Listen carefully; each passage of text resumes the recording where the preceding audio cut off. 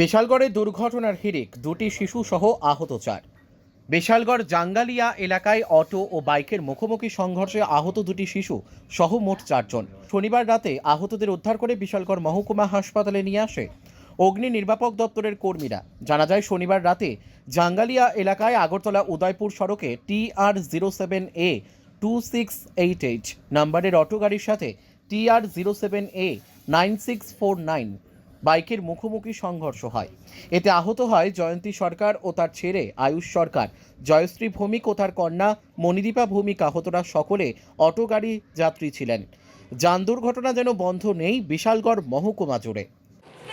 জায়গায় একটা অ্যাক্সিডেন্ট হয়েছে, আমরা একটা কল আছে, আমরা সঙ্গে সঙ্গে গেলাম। পেশেন্ট নিয়ে আমরা বিশালগড় মহকুমা হসপিটালে পৌঁছেছি। অ্যাক্সিডেন্টটা কী করে হয়েছে?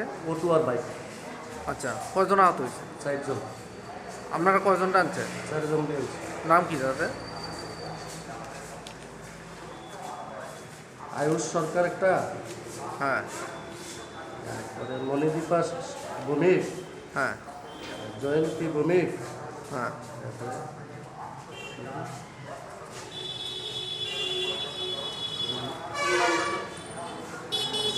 জয়ন্তী ভৌমিক একজন। হ্যাঁ অটোতে তারা অটোতে আছে। তারা 4 জন আছো না? হ্যাঁ হ্যাঁ 4 জন।